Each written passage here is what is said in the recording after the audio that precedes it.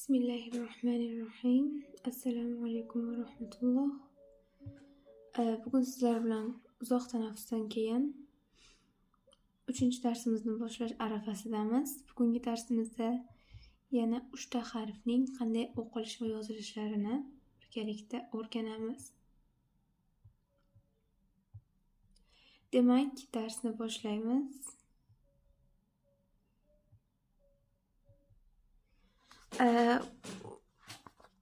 O'rganadigan harflarimizning birinchisi bu ya harfi. Xo'sh, ya harfi alohida ko'rinishi mana shunday bo'ladi. So'z boshida kelsa mana bunday ko'rinishda bo'ladi. O'zidan keyinga qo'l beradi. So'z o'rtasida esa o'zidan oldinga ham keyinga ham qo'l beradi. So'z oxirida esa xuddi alohida shakldagiga o'xshaydi. E'tibor bergan bo'lsangiz, bu harf oldin o'tgan harflarimizga o'xshaydi. Ya'ni qaysi harflarga o'xshaydi? Ta va nun harflariga o'xshaydi. So'z boshi va so'z o'rtasidagi holatlari. Faqat buning tagida ikkita nuqtasi bor. Ta va nunda esa taning tepasida ikkita nuqta edi, nunning esa tepasida bitta nuqta edi. Hali ba harfini ham o'tamiz.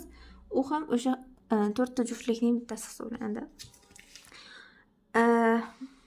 Mana shunday ketma-ketlikda yoziladi, strelkalar bilan ko'rsatilgan. Bu harf til o'rtasi va uning ro'parasidagi tanglaydan chiqadi. Oddiy o'zbek tilidagi ye desangiz bo'ladi. Bundan boshqacha talaffuz qilish mumkin emas o'zi. Mana yozilishlari hozir sizlarga qog'ozda alohida qilib ko'rsatib beraman. Avval alohida shaklini ko'rsataman.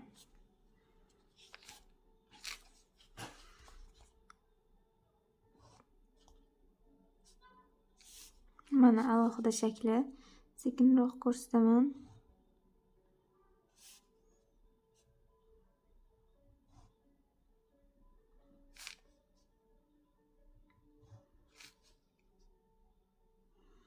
Endi so'z boshidagi ko'rinishi xuddi ta va nundek bo'ladi, bir xil, faqat nuqtalarini yodlab olsangiz bo'ldi.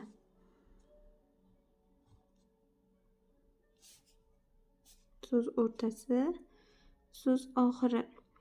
Endi tushunarliroq bo'lishi uchun sizga doimgidek 3 ta yana qo'shib yozib ko'rsataman.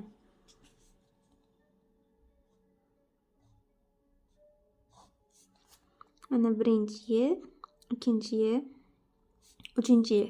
E'tibor qiling, bu yoqda so'z oxiridagisi boshqacha bo'ldi deyotgan bo'lishingiz mumkin. Agar mana bunday holatda bo'lishi kerak edi, lekin ye harfi o'zidan keyingi harfga qo'l beradigan harf hisoblangani uchun mana shunday qo'shilib ketadi. Agar bu yo harfi o'zidan oldin o'zidan keyinga qo'l bermaydigan harf bilan birga keladigan bo'lganda edi, mana shu holatda kelardi. Masalan, sizlarga hozir za harfi bilan qo'shib yozib beraman. Za harfi masalan o'zidan keyingi harfga qo'l bermaydi. Ye qo'shib yozilganda mana shunday bo'ladi. Demak, o'zidan keyinga qo'l bermaydigan harfdan keyin keladigan bo'lsa, ye mana shunday yoziladi. O'zidan keyingi harfga qo'l beradigan harfdan keyin kelsa, mana bunday yoziladi. Tushunarli bo'ldi deb o'ylayman. Endi bizda ye harfiga oid yangi lug'atlarimiz mavjud. Demak, fikr qanday bo'lar ekan? Mana yoqda yana bitta tushuntiradigan narsam bor. Bu yerda hamza ustida sukun kelgan. Buni biz qanday o'qiymiz? Qanday tushuntirsam ekan? Tutuq belgisidek o'qisangiz ham to'g'ri bo'ladi. Bir to'xtab olasiz. Ya'ni bu yoqda sukun bo'lib turibdi. Aytsam mencha yaxshi tushunib olasiz.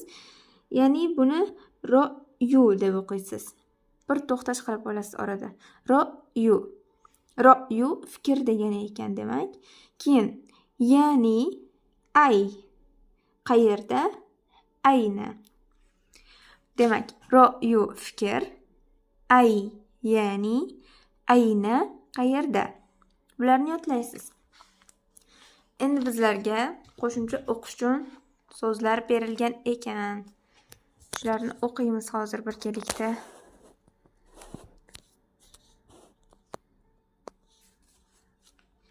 Xo'sh, boshladik demak. aymu, zaytu, maytu, ro'yu, romyu, Yaman. Menimcha bu mimni qanday o'qilishini tushunib oldingiz deb o'ylayman. Juda ham ko'p misollarda keldi bu. M va Y harflari qo'shilgan. Biz buni nun va ta harflarida ko'rgan edik. Maryam,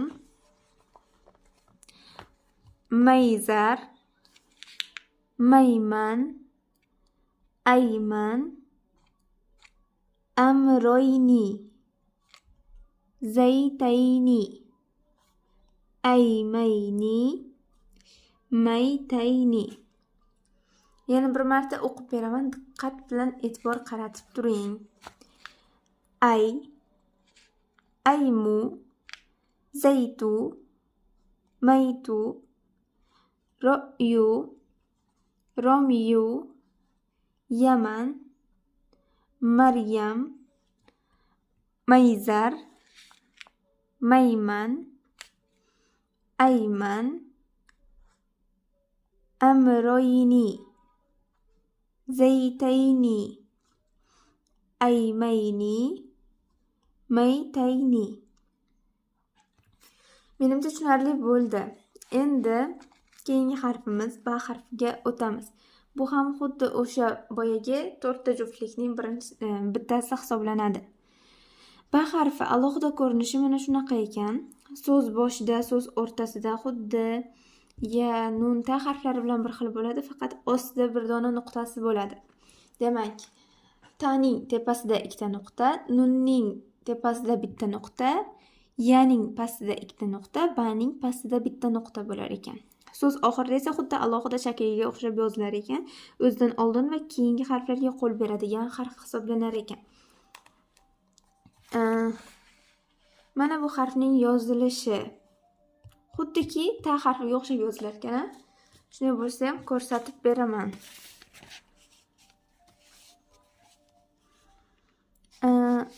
Avval alohida shaklini yozib ko'rsataman.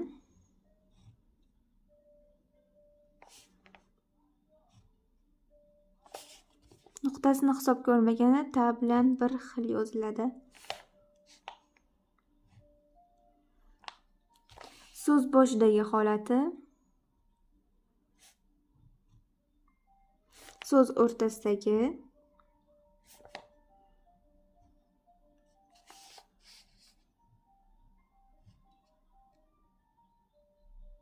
uzr, bu yoqda ikkita nuqta qo'yib yuboribman.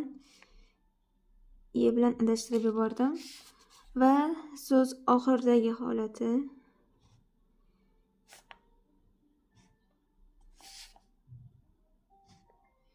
Endi sizlarga tushunarliroq bo'lishi uchun 3 ta bni qo'shib yozib beraman.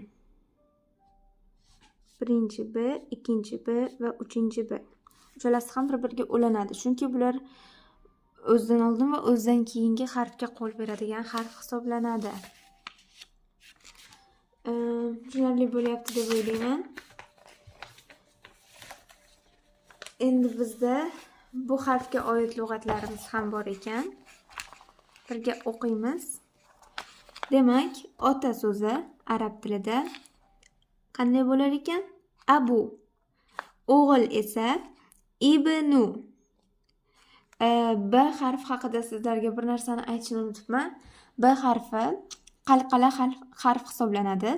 Qalqala harf nima degani? Qoidasini daftaringizga yozib oling albatta.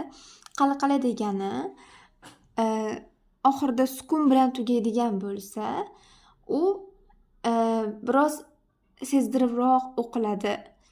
Masalan, o'qiganingizdan keyin havo chiqishi kerak. Ya'ni ibnuni men qanday o'qidim? Ibnu deb qo'ymadim. Ibnu dedim. Agar buni qalqalasiz o'qiydigan bo'lsak, bu B ga emas, P ga o'xshab qoladi. O'shaning oldini olish uchun ham qalqala qilib o'qishimiz kerak. Demak, ibnu deb o'qiymiz. Ibnu emas, ibnu. B deganingizdan keyin havo chiqishi kerak, P bo'lib qolmasligi kerak. Tushunarli bo'ldi deb o'ylayman. Endi lug'atlarni o'qib beraman. Ota, abu, o'g'il, ibnu, qiz, bintu, uy, baytu shubha, roybu. Demak, abu ota, ibnu o'g'il, bintu qiz, baytu uy, roybu shubha. Bu lug'atlarni yodlaysiz. Endi qo'shimcha o'qishni so'zlarini o'qiymiz. Bularni o'qisangiz yaxshiroq tushunib olasiz ba harfining o'qilishini. O'qib beraman, e'tibor berib turing. Mana aynan shu yoqda bning ustida sukun kelyapti. Ab, ibnu, bintu, baytu, baynu, roybu, zaynab, barbar, bayrom, abrom, minbar. Bu yoqda yana bitta qoida bor. Minbar. Bu yoqda minbar deb yozilgan, lekin biz minbar deb o'qiymiz. Yozib oling qoidani. Ba harfidan oldin nun harfi sukunlik keladigan bo'lsa, nun harfi mimga almashtirib o'qiladi. Bu qoida tajvidda ham mavjud, ya'ni Qur'on o'qish qoidasida ham mavjud.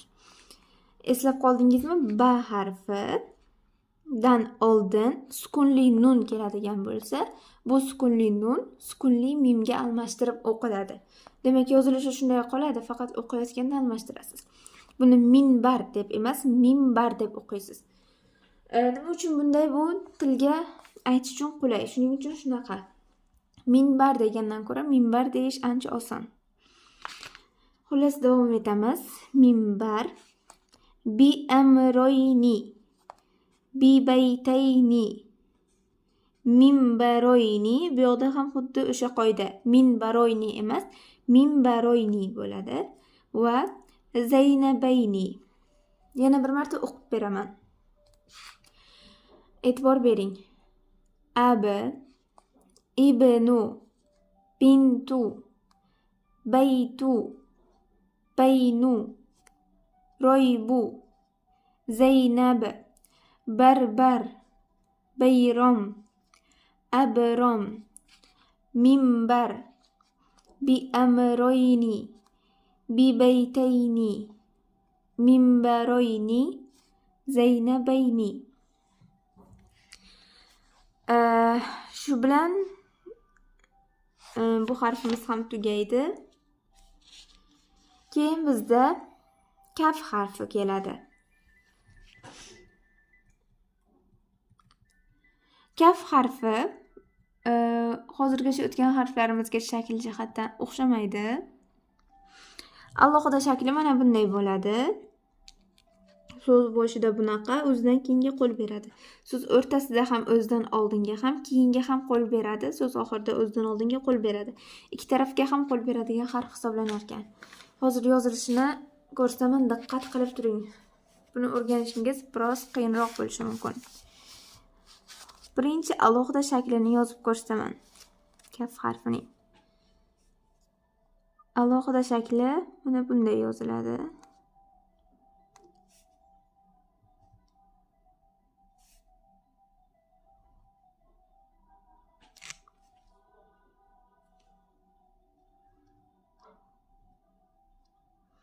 Keyin so'z boshida kelganda esa mana bunday yoziladi. So'z o'rtasida kelganda o'zidan oldinga qo'l beradi, o'zidan keyinga ham qo'l beradi.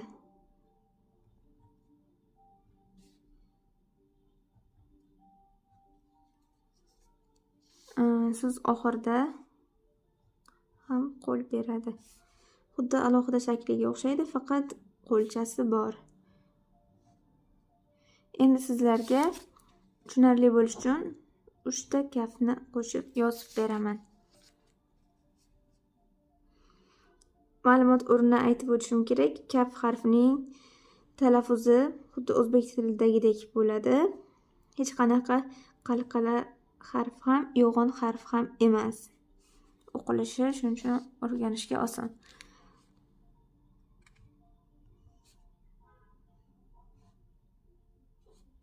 Mana 3 ta kaf harfini qo'shib yozdim.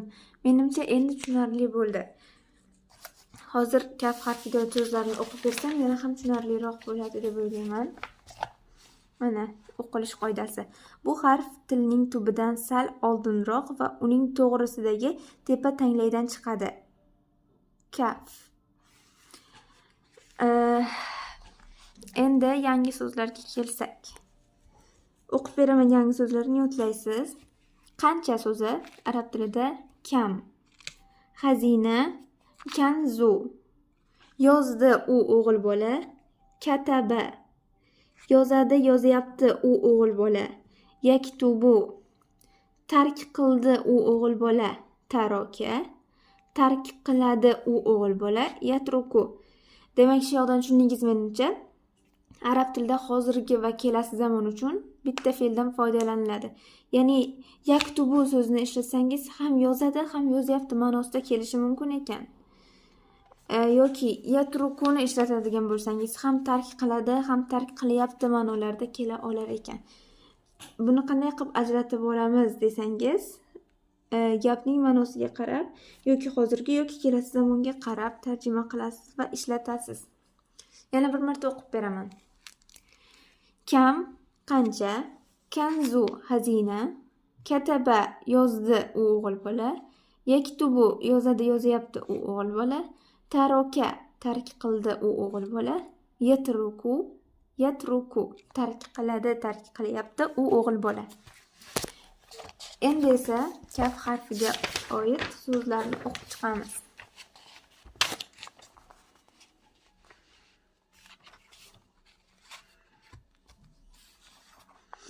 Kam, kum, kun, kay, bakru, makru, karmu, kanzu, tarku, kataba, yaktubu, taraka, yatruku, katabtum, amaraka, amaratka, kuntu, mumkin. Buni tushundingiz menimcha. Mumkin ikkita mim qo'shib yozilgan. Birinchi mimning ustidagi zamma, ikkinchi mimning ustidagi esa sukun. Zamma birinchi kelgani uchun birinchi o'qiladi. Sukun ikkinchi kelgani uchun ikkinchi o'qiladi. Yana bir marta o'qib beraman. E'tibor qiling.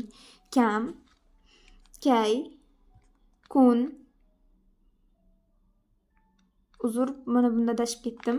Kam, kum, kun, kay, bakru, makru, karmu, kanzu, taroka,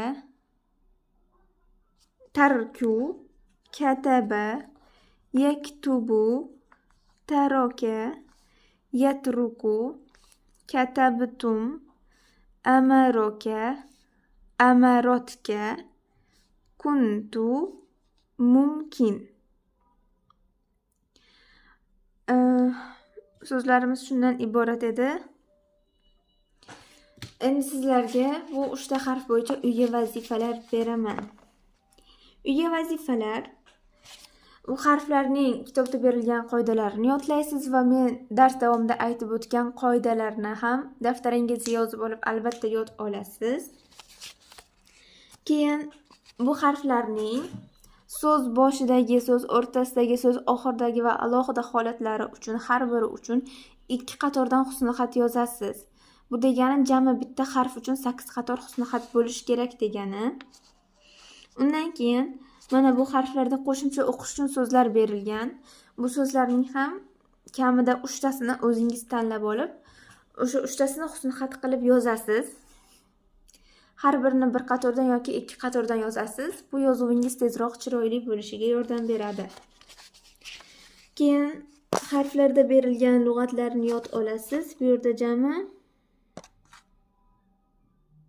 14 ta lug'at bor ekan. 3 ta harf uchun 14 ta lug'at. Ko'p emas bu. Menimcha bo'ldi. Yaxshilab takror qilasiz. Qo'shimcha o'qishni so'zlarni kamida 7-8 marta takrorlashingiz kerak. Tezroq o'qishni o'rganishingiz, ko'zingiz o'rganishi uchun.